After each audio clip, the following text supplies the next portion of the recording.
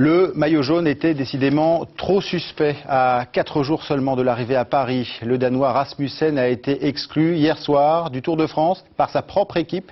Elle lui reproche d'avoir menti sur son emploi du temps au mois de juin pour échapper à des contrôles antidopage. C'est à la fois un nouveau choc pour le Tour qui les accumule cette année et une forme de soulagement. Reportage de Philippe Castel et Gaëna Dolce. Ils repartent. 7 coureurs de la Rabobank termineront le Tour, mais sans leur maillot jaune. Michael Rasmussen a quitté la grande boucle, empêtré dans ses mensonges, convaincu d'avoir eu au moins l'intention de tricher, en disant qu'il était en juin au Mexique, alors qu'il se préparait en Italie.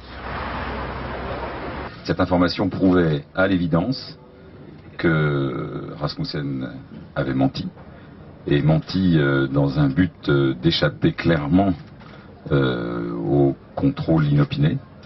Et donc devant cette évidence, il ne pouvait pas continuer la course. Ce sont les dirigeants de l'équipe néerlandaise qui ont pris la décision tard hier soir.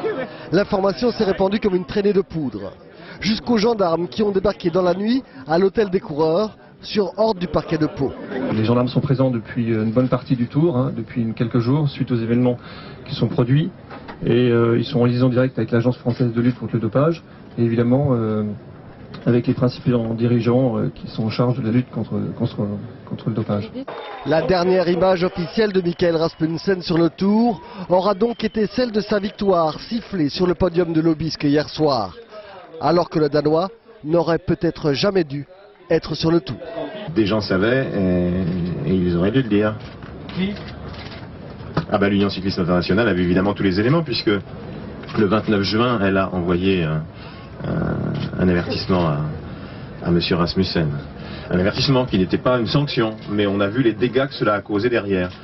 Rasmussen exclu et Cofidis qui préfère se retirer après le contrôle positif de l'Italien Moreni. Ce n'est pas pour le vélo que de mauvaises nouvelles, c'est aussi la preuve que la lutte contre le dopage fonctionne.